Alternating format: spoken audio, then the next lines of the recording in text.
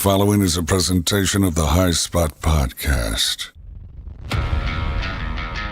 Making their way to the ring, talking about the world of professional wrestling, the team of Jeff Martin and the Trendsetter, Brian Perga, the Jersey Wrecking Crew. You are listening to the High Spot Podcast. I am Jeff Martin, alongside the Trendsetter, my tag team partner, Brian Berga. What is going on? So much to talk about, Trendsetter. Let's get started right away. But first, Trendsetter, follow us on all our social media at High Spot Podcast. We're on the Cheap Pops Podcast Network, as well as the B Plus Player Radio Network, and also the Shining Wizards. Of course, follow us on our YouTube at High Spot Podcast. Trendsetter coming off a Crown Jewel. You got a chance to watch it. We watched it before we came in here on the show. Get a little chance to absorb it. Your thoughts on what exactly transpired this past weekend in Saudi Arabia. I don't know what I saw. That's the thing. What was I looking at? Yeah, kind of tough, right? It was tough. It was tough, and I'm not trying to be a very narcissistic or very critical type of critic here, thinking I'm so high above watching Crown Jewel, but it was definitely interesting. From the first time there in Saudi Arabia, it was a different feel compared to this one. But it all was surrounded by the main event, Jeff. And little did I know that, Triple H was suffering from a pectoral injury they ended up getting surgery on. Shawn Michaels looked a little bit like Shawn Michaels, but ultimately it's kind of what we thought before is more from the nostalgia. All in all, for the whole event, and I mean, we could break it down if you want to, but I think it lived up to the billing. But in this case, but it's kind of what you expected from those matches. That's why it lived up to billing. Lived up to what they were promoting. I guess so. I mean, yeah, definitely Shawn Michaels returned. Obviously, if it was someplace else like in the States, it'd probably have more hype to it. I can't believe that gets lost in the shuffle when you think about it. Shawn Michaels returned from retirement from over 8-year absence to return to the ring, and that gets overshadowed by every controversy there is about Saudi Arabia and whether they should have the show or not. And then, of course, Shane McMahon wins the Best in the World tournament. That's what I'm going to call it, because that's what they were hyping, who was the best in the world at Crown Jewel.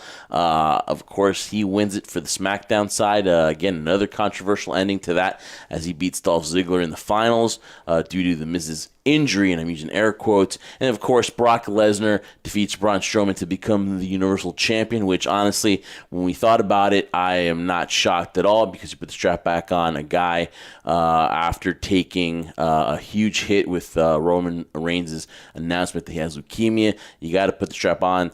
Brock Lesnar, a lot of people are going to think, why not Braun? But I think the chase is going to end up the reason why WWE goes on with this, and Braun Strowman will chase, and maybe at Mania, maybe at the Rumble, maybe even sooner than that, we'll see a title change. But I have no issues with Brock Lesnar. Now, did it live up to the billing like you said before? I think what WWE wanted to do is they just wanted to go in, get out.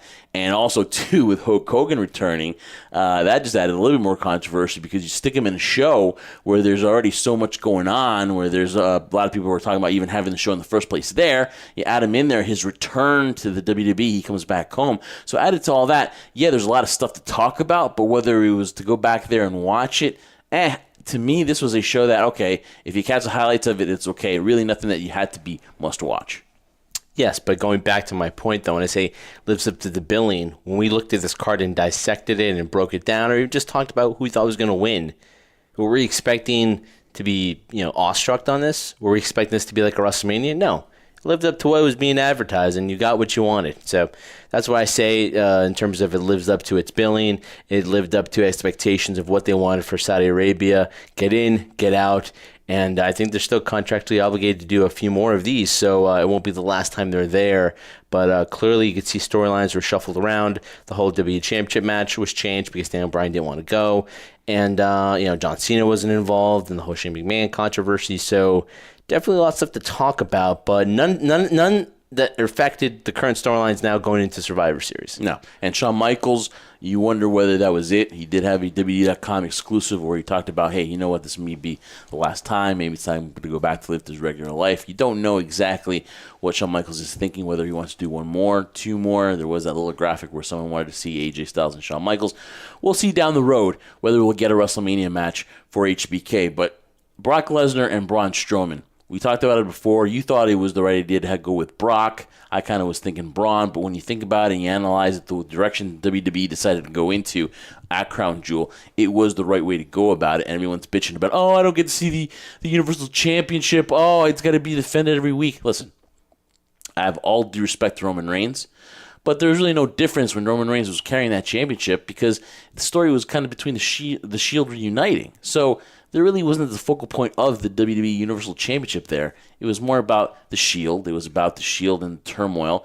It really wasn't about the Universal Championship being defended all the time. So I kind of beg to differ to the fan that was like, oh, I have to have a visual every week.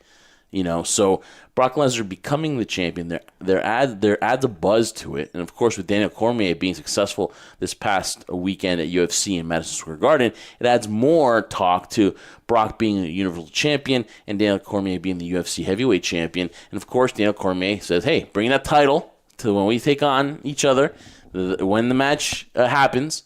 And I would love to be a Universal Champion. So there you go. There is the buzz already. That's what the payoff is of Brock Lesnar being your Universal Champion. It's funny, Jeff. Maybe less than 2 months ago, I was talking about the same type of scenario.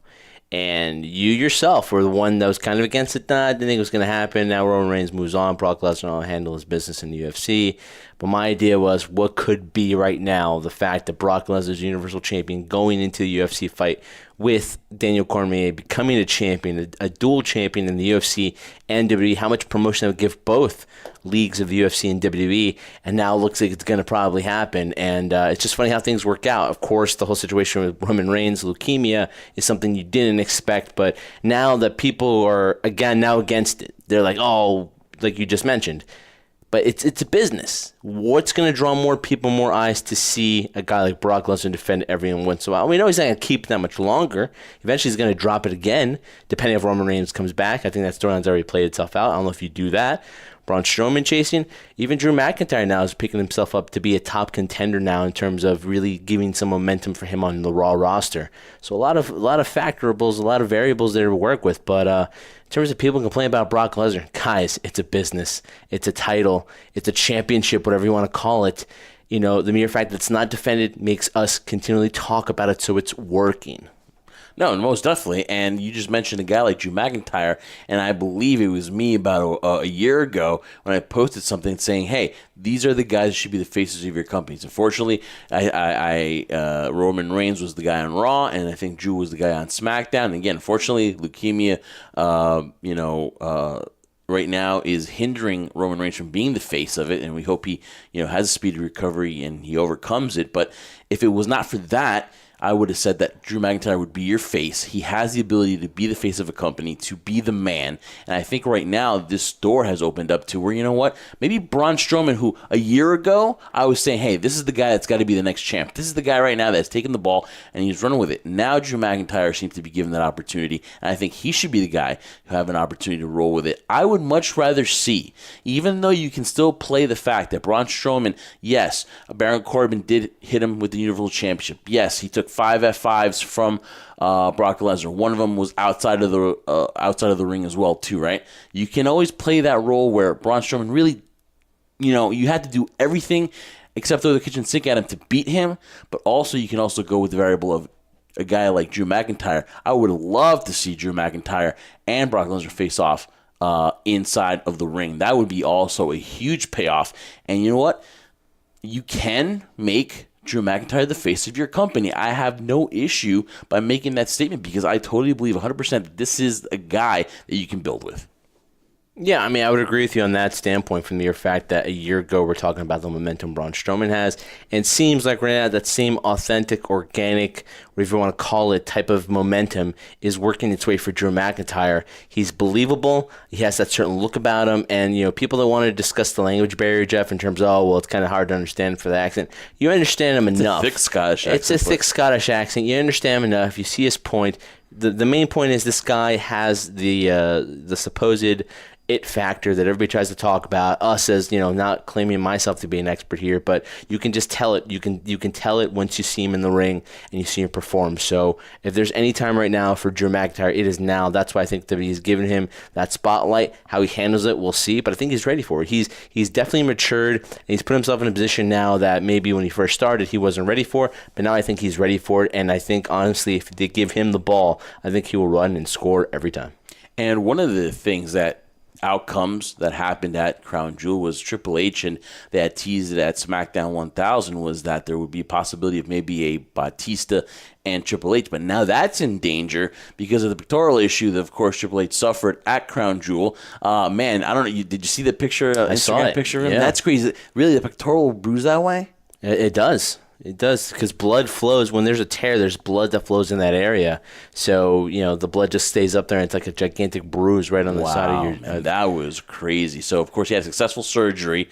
Everything is okay. Recovery time, is up to a year. But, an athlete like Triple H, those things could be sooner. But there's one thing that always remains undefeated, and that's Father Time. You had an average of 51.5 years in that ring between the four of them. That was the average age there. So as much as we want to say that Triple H is a quick healer, he's an athlete, he's always in training.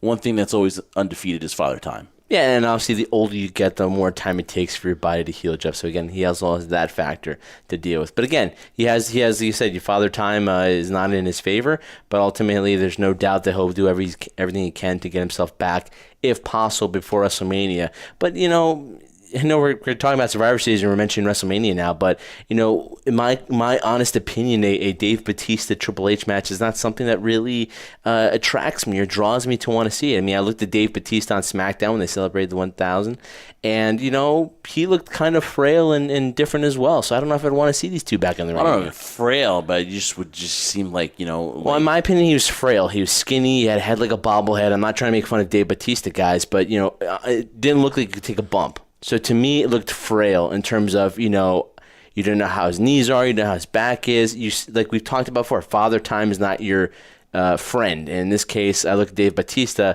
he's in great shape, but ultimately, is he in ring shape? Is he shape enough where it's believable? I have no idea. That's what I think maybe is what you meant, because frail would be, maybe you're trying to say frail as far as older and frail. To me, when you say frail, that's what I think. I think he's not in ring shape or in ring physique, but I really wouldn't associate frail with Dave Batista. Okay, well let me be more specific. The frail description I'm trying to use is the same as when Goldberg first came back. There you go. When he came back, he did certain moves and he tore his shoulder or he tore muscles in his hamstring. His body can't do what it once did before. So that's what I talk about with when I mean frail.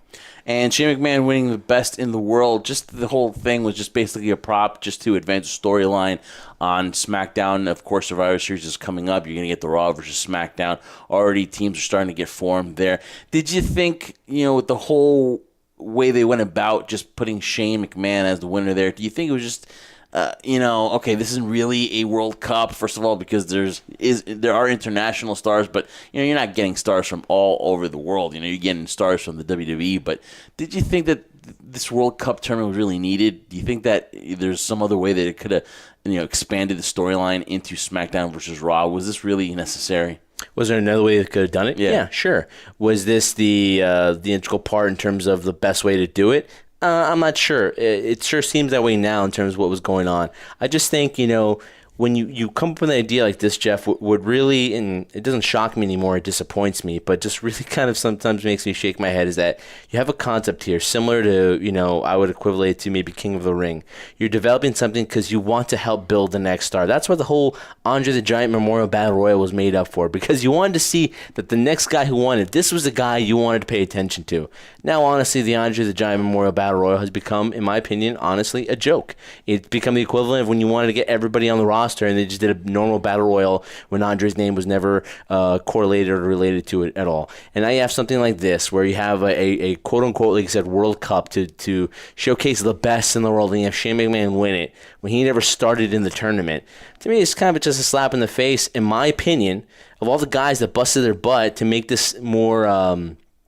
substantial to equivalent it to like, this is something huge, this is something new and innovative, you guys are going to like this, and then Shane McMahon wins it. Nothing against Shane McMahon. I think his days in the ring should be kind of limited now. I mean, he's in great shape, but I think the more he's away from the ring, the better, because you want to showcase the current athletes you have now. The current stars are going to be the next level top guys out there. And to me, it's more of just kind of a little slap in the face. But again, when you break it down, it's all about the storyline leading Survivor Series. But yeah, they could have done it another way. But ultimately, this is the way they chose to do it. And we're left here just shaking our heads like, really? That's how you're going to do it? I really think that WWE feels like they're Teflon, where, the stock prices are at an all-time high. They just signed a $1 billion deal with Fox. I just feel right now that they think they can put whatever product they want out there. And no matter how much negativity is out there or is given toward a certain event that they do, I just think that they feel that they can rise above it, and pay-per-view like Crown Jewel, they can, all right, let's just get past it. Let's get in, get out. Let's go overseas. Let's go back to the UK. Let's do our tour there. Let's do Raw and SmackDown there. Come back home, get ready for the Survivor Series. And honestly, I believe this has just been a bad month. I think this has been something that WWE just wants to avoid. I think that this is something that instead of meeting it full force, they kind of like ducked behind it. They were like, let's do the show. Let's bring in Hulk Hogan too, which I don't know if that was even a positive or a negative to do.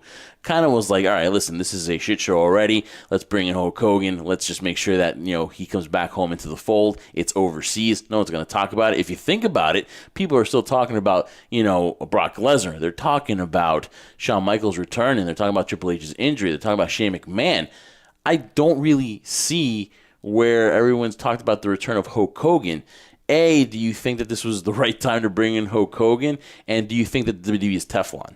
Yeah, it was the right time to bring in Hogan, because right now nobody's talking about it, and that's kind of what the WWE wanted to do. They wanted to, sweep everything that was about Hulk Hogan under the rug, under the carpet, and that's the perfect way of bringing him back, because it was overseas. Nobody was going to talk about it. Now you see everybody talking about professional wrestling, especially WWE. They're talking about Brock Lesnar, Shane McMahon.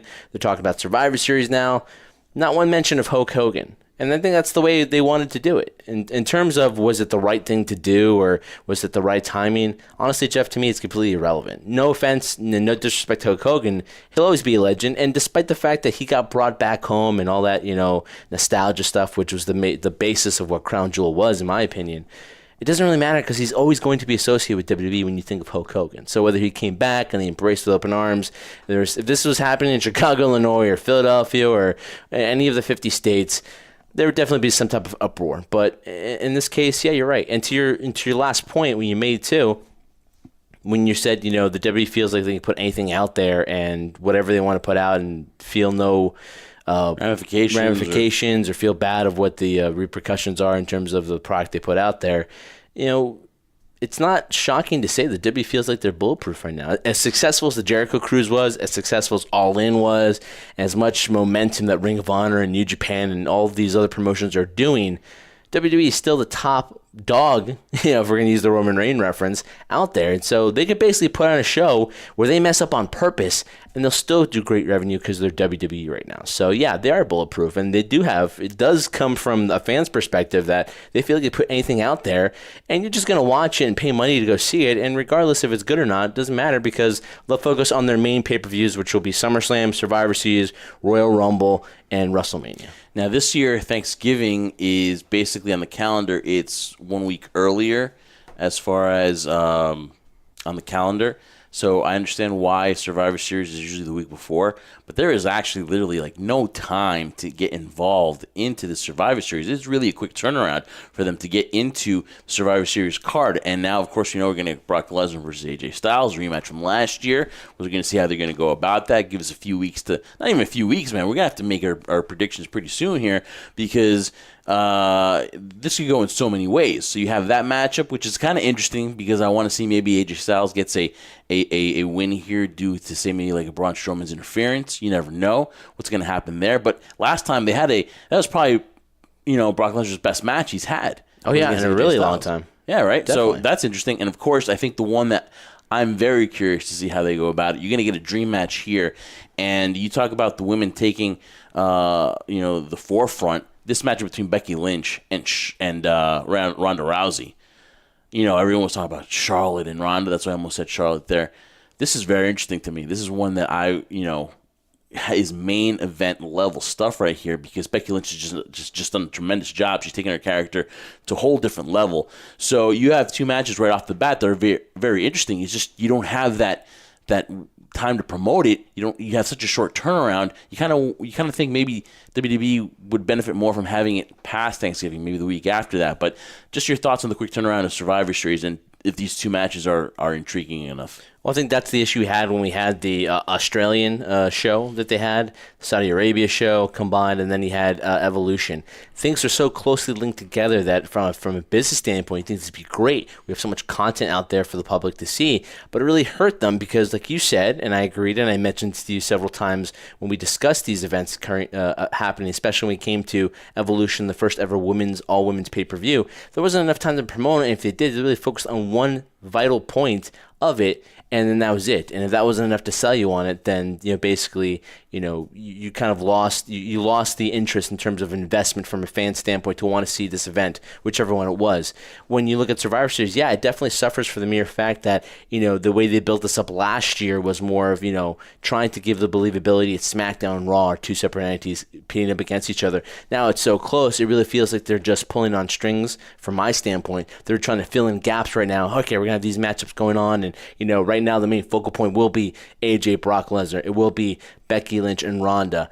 Yeah, I am looking forward to this match because you know why? When it came to everybody talking about last year's WrestleMania after Charlotte defeated Asuka and ended her undefeated streak and retained her championship, everybody was talking about, it's going to build up to next year. It's going to be Ronda and Charlotte. And a huge credit goes out to Becky Lynch for the fact that she's kind of revitalized her career. She's reinvented herself, and now she's running with full momentum where I want to actually see Becky, in my opinion, defeat Ronda because, when I look at Ronda Rousey and these two women did individual promos against each other, Ronda Rousey to me, and people are going to be like, oh, you're picking on Ronda. No, it's fine. But I am sick and tired, in my opinion, if this is supposed to be the baddest woman on the planet, right?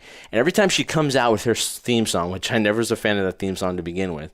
But anyway, she walks out there and is almost in tears every time she hears a crowd reaction. They're chanting Ronda Rousey. She's holding her heart. She's like, oh, this is all for me.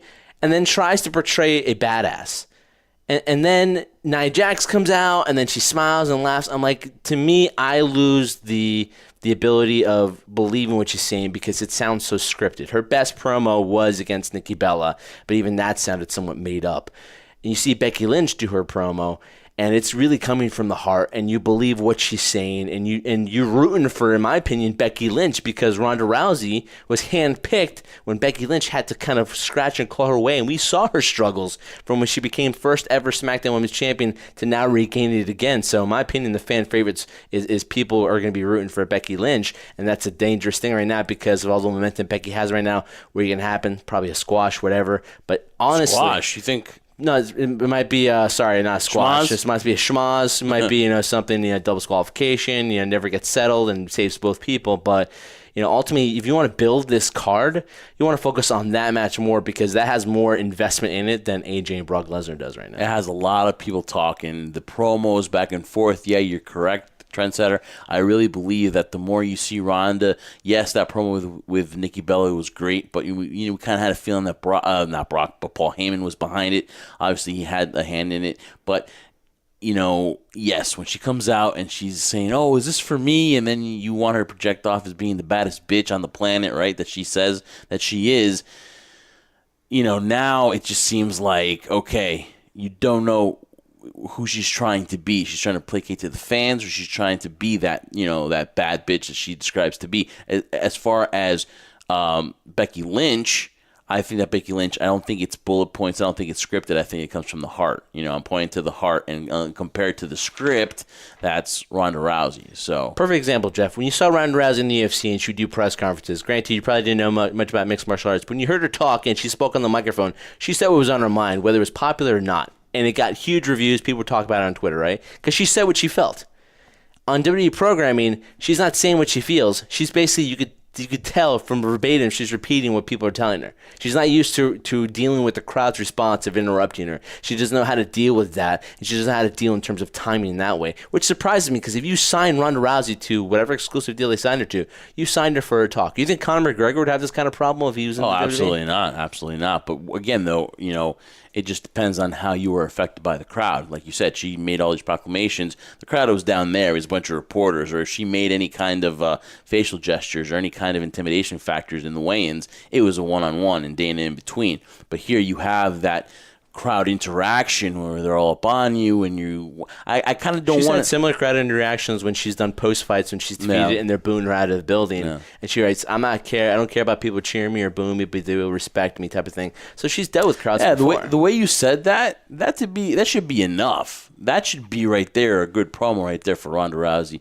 to do. We're not being critical of her because she's been far and far very successful for the company. She's been a positive. She's added legitimacy to having an MMA fighter come to the UFC.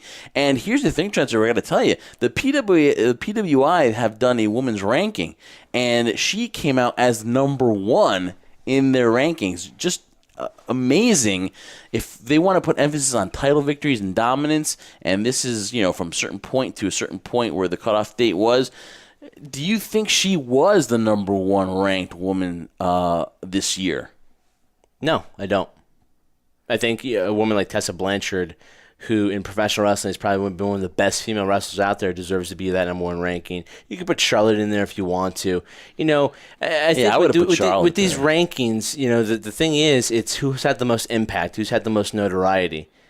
But ultimately, if we're going into that category and basis, Jeff, yeah, of course, Ronda Rousey, because she brings the general audience into the world of professional wrestling, not the other way around, of course.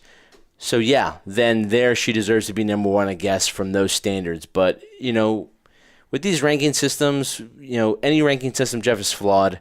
It's interpreted by the eye of the beholder of who's writing these rankings down. I think I even saw that one too. I think our good friend Skylar, she made number 100 in the women's ranking too. Good for her. It depends on if you really go by these lists. Some people like them, some people don't. They just think, the rankings is people's opinion. Yeah, but when you see Ronda Rousey number 1, or for example, I remember Jeff one time showed me the top 5 betrayals in WWE history and Nikki Bella betraying Ronda Rousey. Did we really think that was number 5 on the card? Did we really think it deserved to be on the list? No, it depends on the interpretation of who's making up these lists, who's making up these rankings. So I'm sure people will be up in arms. They'll be offended. They'll be insulted. How dare Ronda Rousey be number 1? And that was my best Vince McMahon impression right there.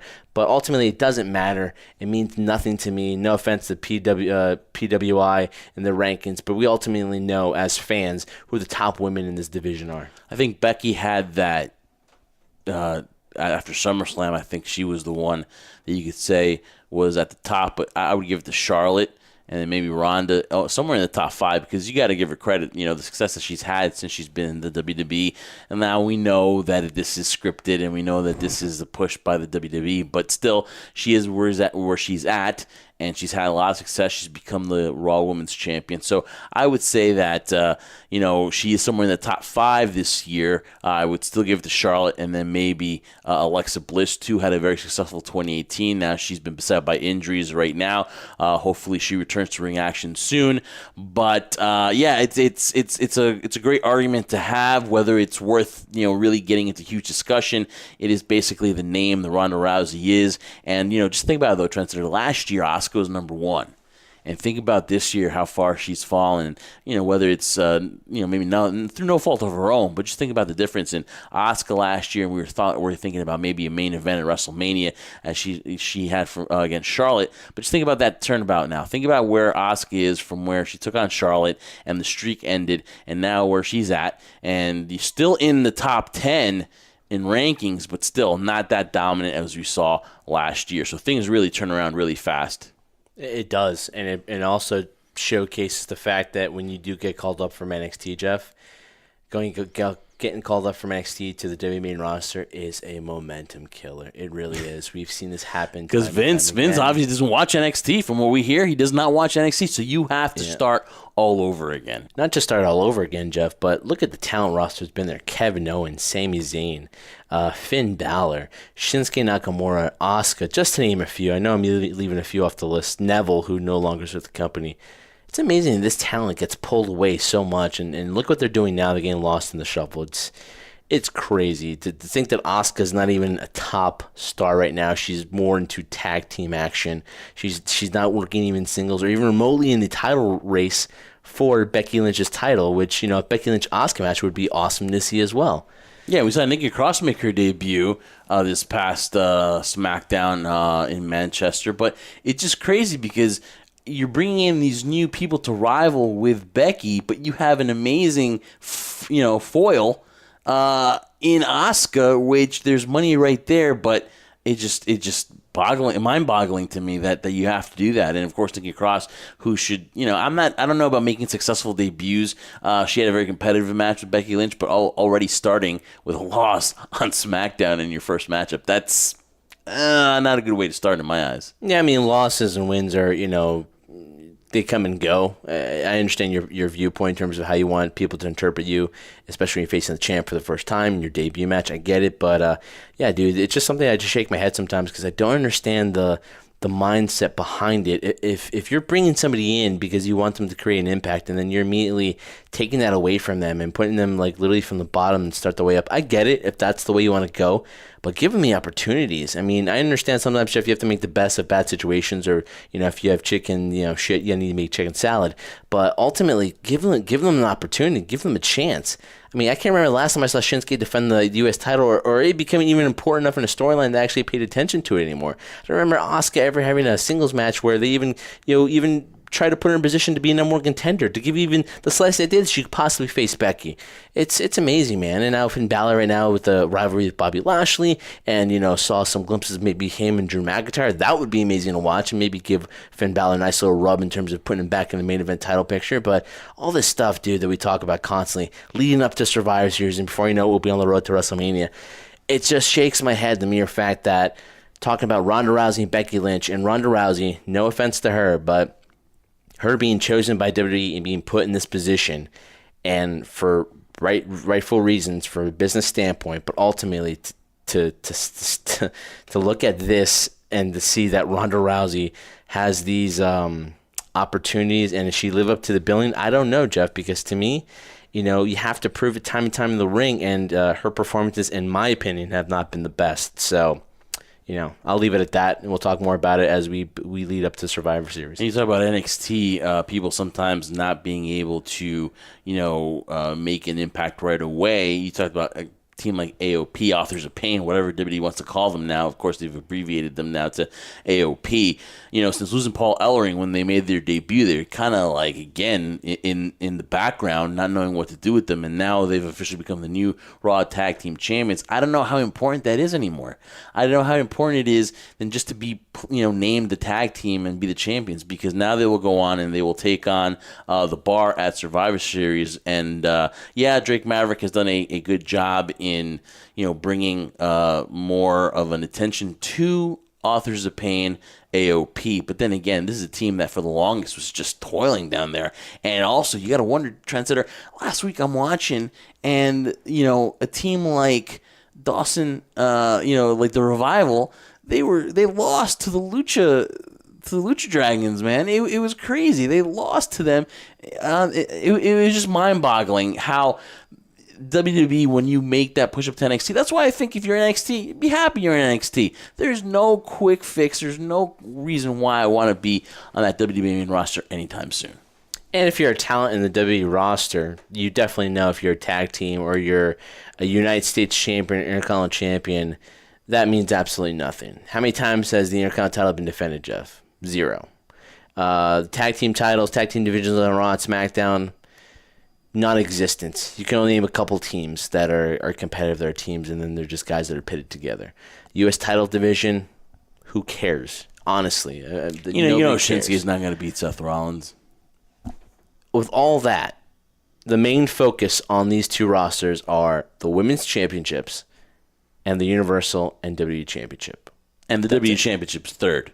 Yeah, it is. As amazing as that is, that statement you just made, it's true. It's third.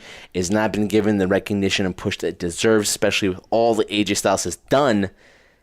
And that's where we go right now. That's why, unfortunately, folks, and I hate to say this sometimes, but you've noticed in the past couple of months that Jeff and I are focusing more on things like Ring of Honor, New Japan, even Impact now, the improvements that they have made, MLW, all these promotions, talking about Lucha Underground, all these other independent promotion shows, because they're taking their championships and making them mean something, as opposed to WWE, where Jeff made the best point, I think, of the whole night, where they just throw anything out there for you, and you're just going to watch it because it's WWE programming. I'm sorry. I mean, for most people, that's probably what they'll do.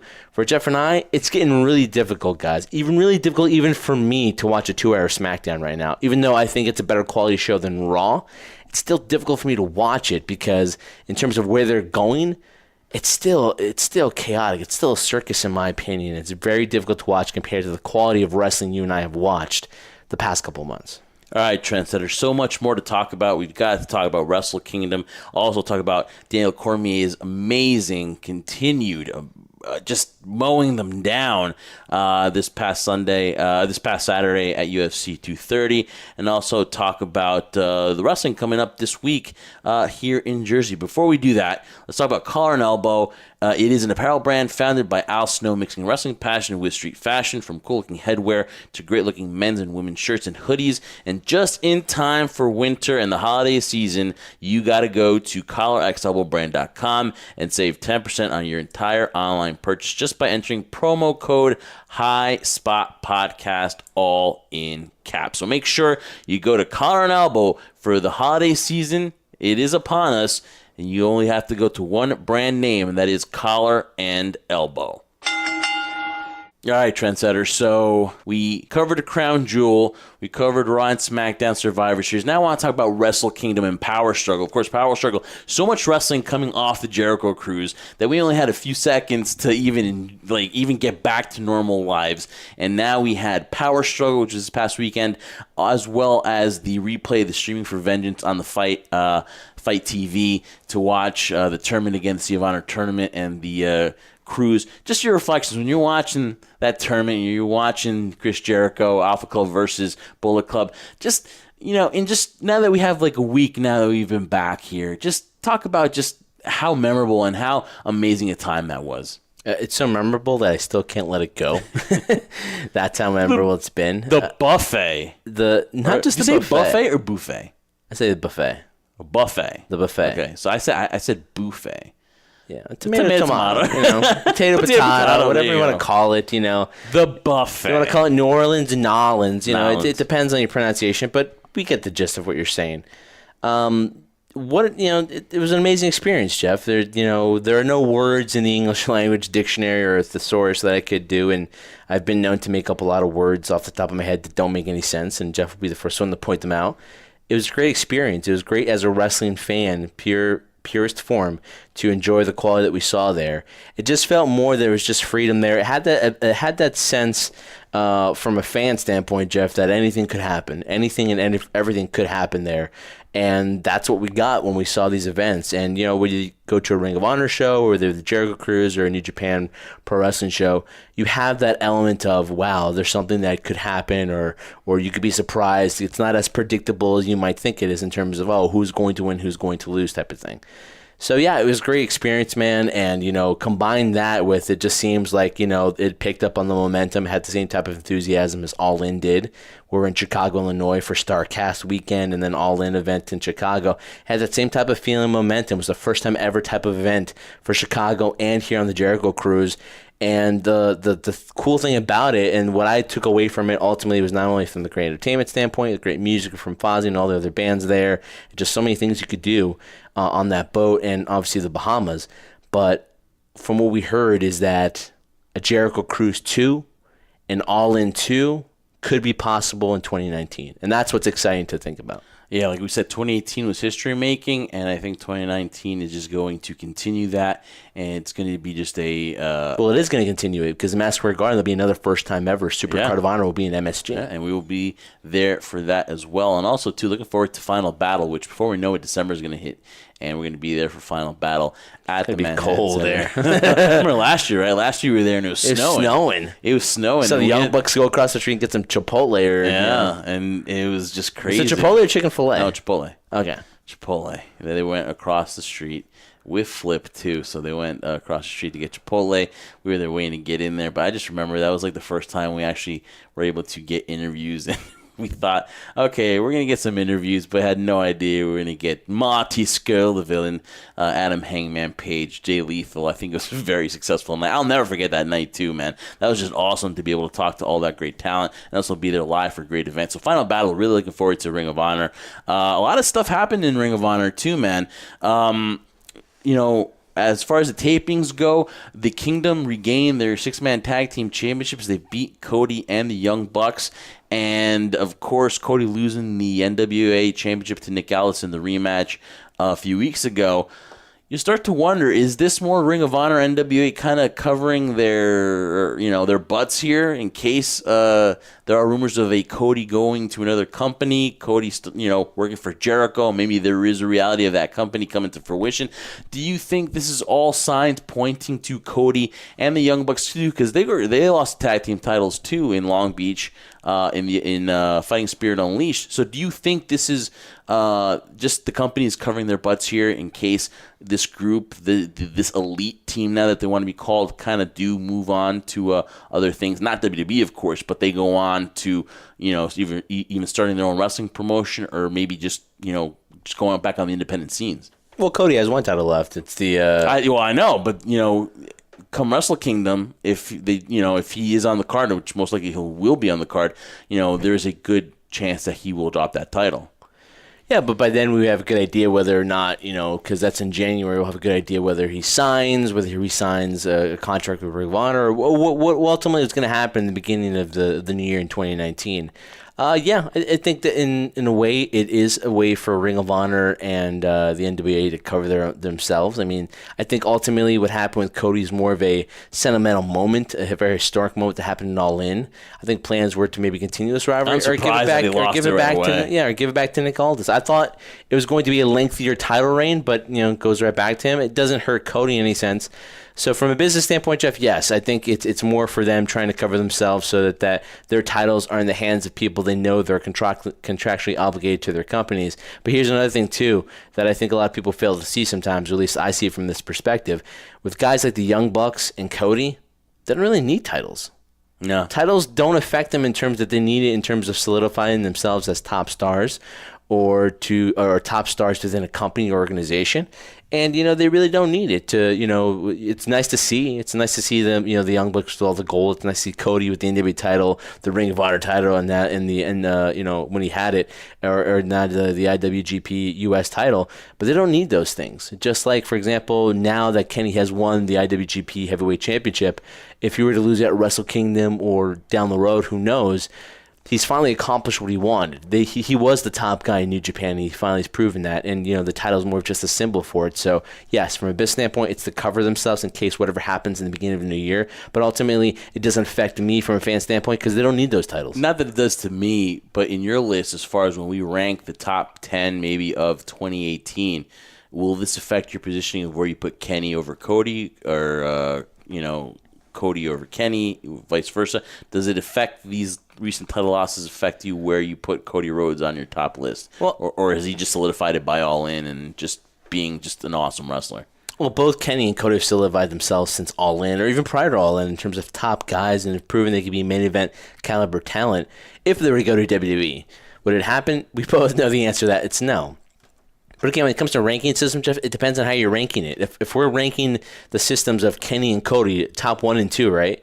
If this is in terms of the impact they've had on the business, in terms of wrestling in this past year, of all the historic things they've done and the talk and the momentum, I think it goes to Cody. Because Cody, of what they've done with All In and everything he's done currently with Ring of Honor and New Japan as well, and also the NWA, it's got to go to Cody.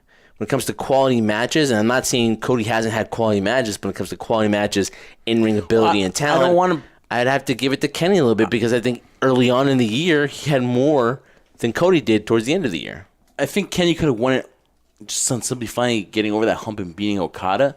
But I think I don't want, when we do this list, and I'm probably going to want to do this, I would say maybe for Christmas episode, to put this one out there so that we have it. This would be a good way to end the year here, because we don't get to do too many topics here as far as like just an issue topic, because there's so much to talk about that we Plus, want we to don't have discuss. time to do it. Yeah, but we're always busy. But I would really love to do this in the top 10 wrestlers of the year as far as High Spot podcast, and just put it on the one category just overall. Yeah, you're right. Well, somebody's stronger in other categories, in other aspects of their promos and their in-ring and their storytelling, but I kind of want to put it in as a whole. So I think when we do this, I don't think, to me... Well, we have to be specific in terms of what you want to categorize them as. Yeah, but to me, Cody losing this is just no effect because, like you said, he doesn't need the titles. And obviously we know that All In, that title change basically was more for the moment because that's how much the significance of All In was. Yeah. And it was a good moment. It was successful. A good story, exactly. And I think that, again, like a lot of people already mentioned, Dusty really didn't have the title for too long. It was more the chase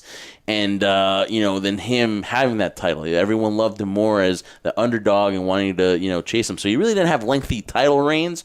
So I think that doesn't, to me, affect how I categorize or how I rank Cody this year, because let's be honest, before All In, when we were there, we were with the Westwood One podium there, we were talking about it. I really had, to me, Kenny was number one, clear cut.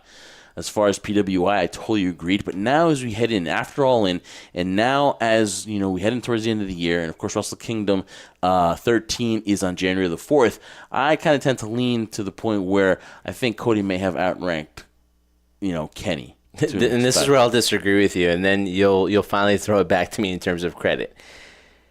When we were on the cruise, when you heard Cody's music, you're like, yes, it's Cody, and you're amped up, right? Then when the main event was over and you saw Kenny Omega in the ring and what he did, you're like, you said to me, oh my God, Brian, he's the best in the world right now, this guy. Even Chris Jericho said it himself. So it's like, I get your point. I understand what you're talking about in terms of Cody. I forgot Chris Jericho's stamp of approval. Chris Jericho gave a stamp of approval saying, you right now are currently the greatest professional wrestler in the world today to Kenny Omega, and he said how much it pissed him off, Chris Jericho, to even admit that. But listen, like I said before, here's the thing. When you mentioned Cody, you mentioned like what he did at All In, Nick Aldis, the stuff he did at Ring of Honor, and all the stuff he did on the cruise and things of that nature. But Jeff, that was towards the middle or tail end of 2018, towards the end of the summer. And you want to talk about the whole. We're talking about the whole year. The whole. And when you see it, you want to see it as a whole. Exactly. and you mentioned to me about Kenny Omega, and the only thing you had to tell me was his match with Okada.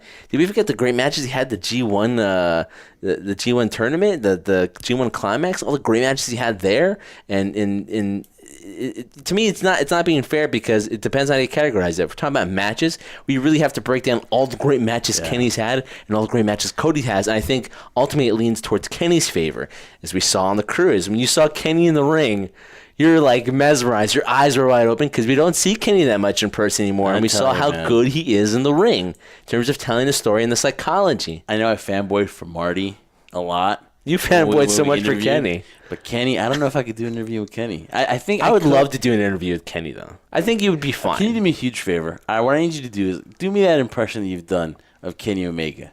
Because you do a really good impression. Not maybe it doesn't sound like it. Putting me on the spot, but it's just how he would talk. So if you give me like a minute here of a Kenny Omega, I will do the interview here. I won't fanboy because I know it's you. So but I will be like, Kenny, welcome to the High Spot Podcast. First, talk about like just your wrestling and where do you get your knowledge?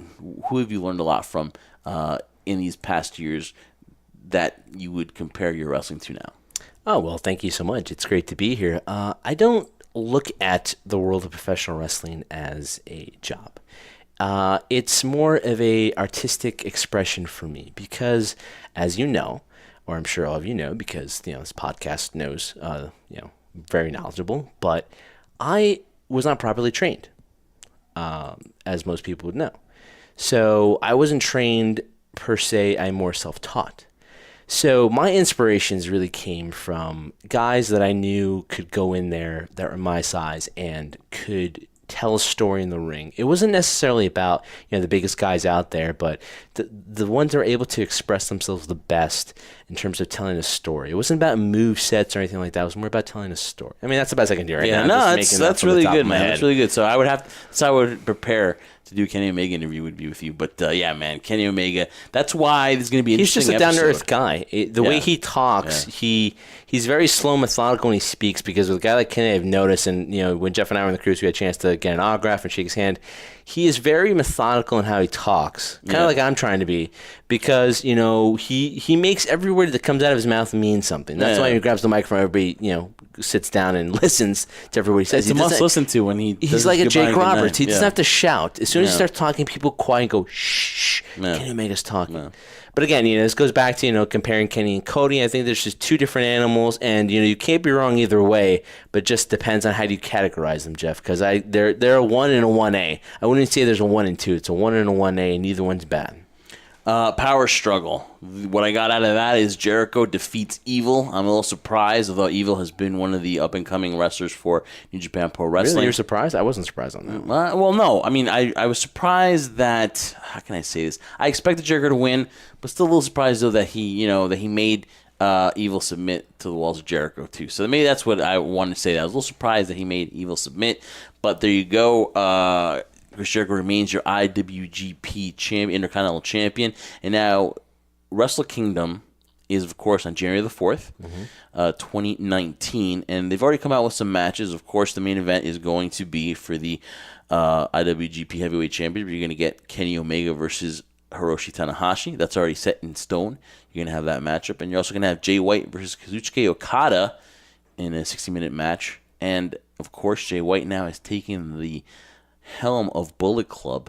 Of course, you guys don't know the story. Now, the Elite, Cody, Hangman, Marty, the Young Bucks, Kenny Omega, no longer under the branch of the Bullet Club, and now they refer to themselves as the Elite. It's, it is what it is. A lot of people Chris Jericho's no team. Yeah, no Team Jericho. And depends on how you guys feel about it. For the fan, it's going to be tough not to think of these guys under that, that Bullet Club logo. But things change. It just takes time to get used to it. But now Jay White has assumed the role now of the Bullet Club and the OGs in New Japan. They've taken that back kind of. And I'm sure they'll do a great job. But it's really tough to take something where they were at its peak in this Bullet Club and where they took it to go back now and for New Japan to try to retool this. It's going to be very hard for them. I think they have key pieces there, but I don't think you can expect right away for them or for the fan to not associate these guys still with Bullet Club. And I'm talking about, again, Cody, Hangman, Kenny, and the Young Bucks. It's going to be tough to disassociate them without the Bullet Club. It's going to be really tough, but it is what it is. But Jay White and Okada, that's going to be an amazing match. And then Chris Jericho will take on Naito again in a rematch. And Chris Jericho's not too fond of it. He put on his Twitter that even though they've announced he's not fond of the match, it could be all the work here. But what do you think, Chris Jericho and Naito again, Wrestle Kingdom 13?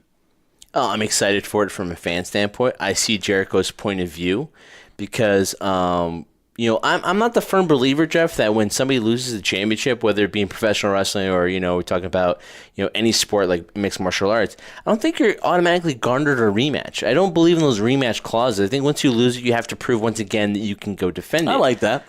You don't get your automatic... there's no automatic rematch. You lose your title, okay. Well, you're not necessarily going to start from the bottom, but you have another opportunity to prove that you could be a number one contender. You're online or whatever, and you lose your spot, you got to go all the way to the back, right? Yeah, well, not all the way back, but again, you go 2 rungs down, you have to face the next top guy who's ranked number 1 to see if you can get there to earn your spot back again, not necessarily just get an automatic nothing rematch. Wrong with working for it. So I think that's where Jericho's standpoint's coming for. He feels he's proven that he's better than Naito, and Naito! I see that. But again, from a storyline basis, it makes sense. It builds it up even better. But just going really quick back to your comment, you're talking about the Bullet Club and the Elite and associating the two differently. I think nobody thought the Bullet Club would survive when AJ left, right? Not just AJ, but when Finn left. When Finn left and Gallows and Anderson left and then, AJ left, nobody thought this new regime when Kenny Omega assumed over control was going to be this good. Now, if we are going to compare the two and say, what happens to Jay White and the OGs and it's going to be the exact same thing, no, it has its different versions. It goes through its different levels. And it's going to be what it is for them.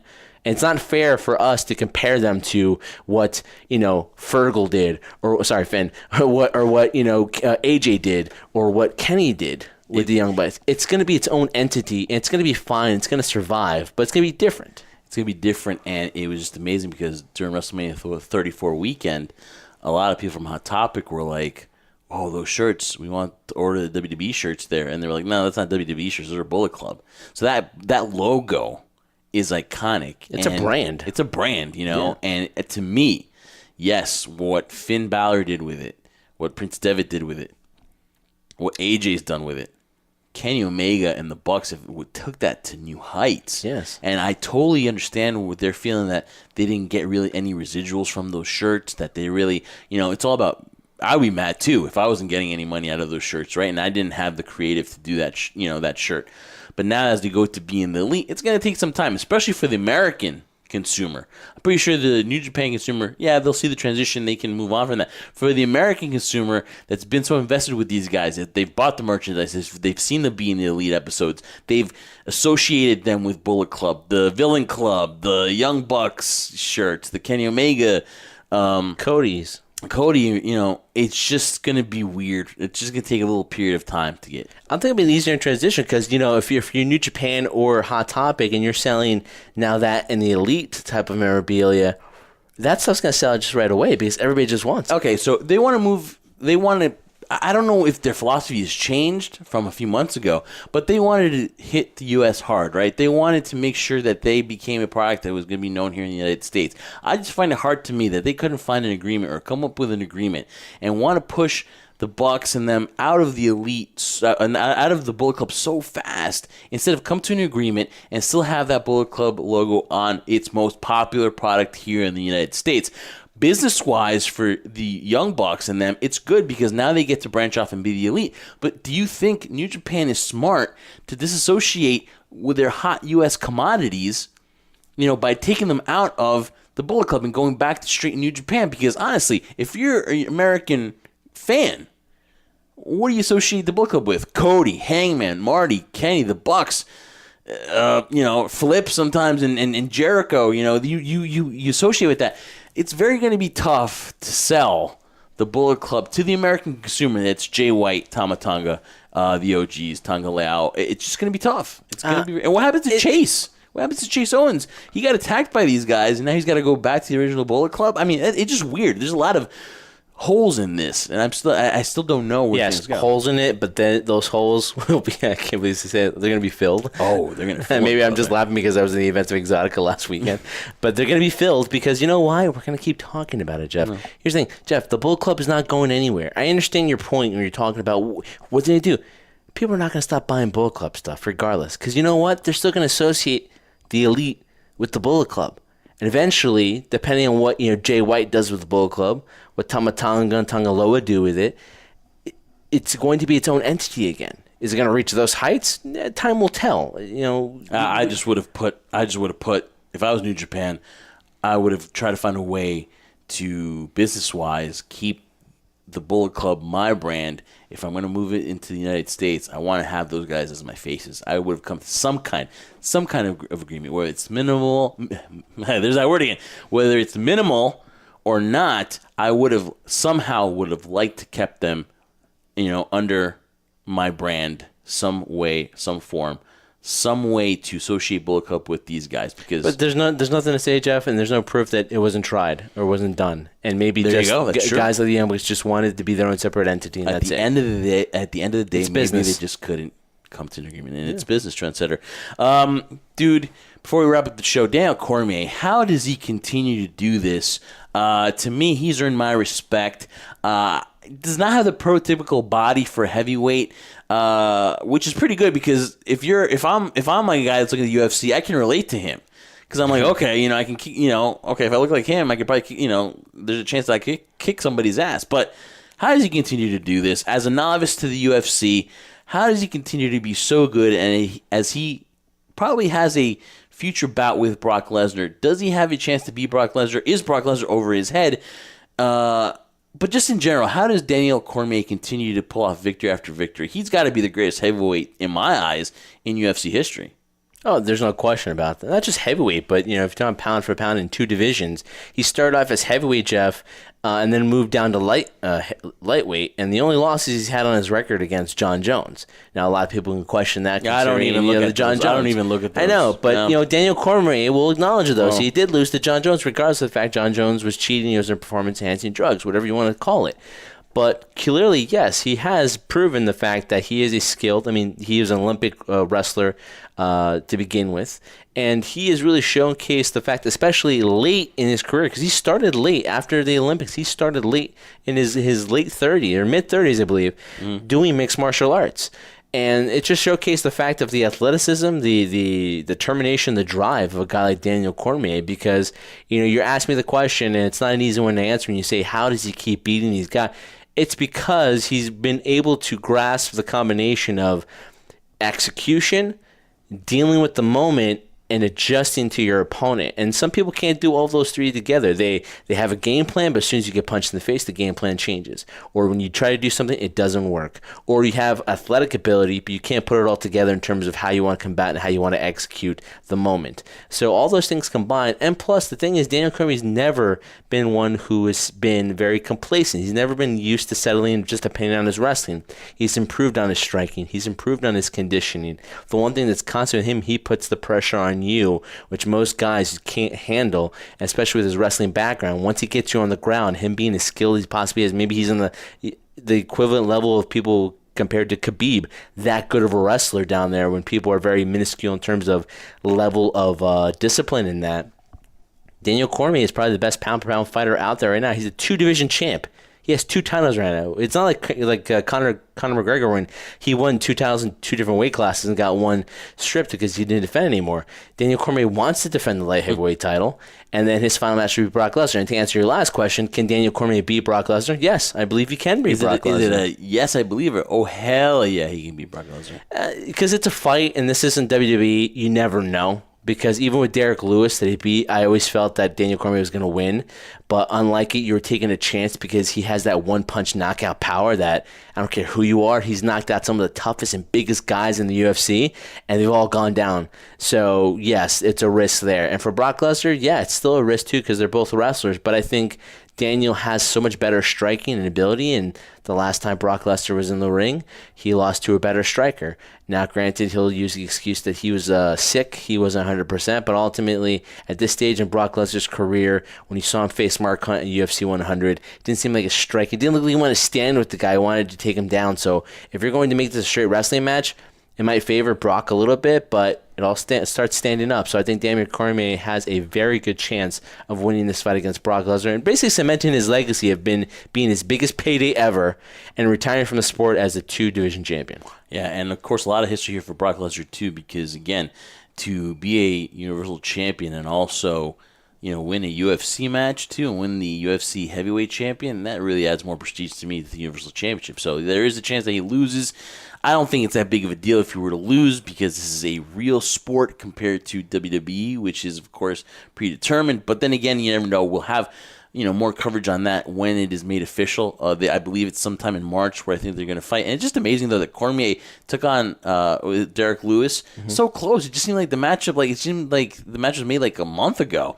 And that I think it was done last minute, though, because they didn't have a main event card for Madison Square Garden. It shows you again, too. And he does it on short notice, too. So respect to Daniel Cormier for this, too. And man, Floyd Mayweather must be bored that he's going to fight MMA too in Japan, I think, is what I heard. Well, no, they're going to make it a boxing match. So he's going against a top contender, I believe, in Japan. He's bored.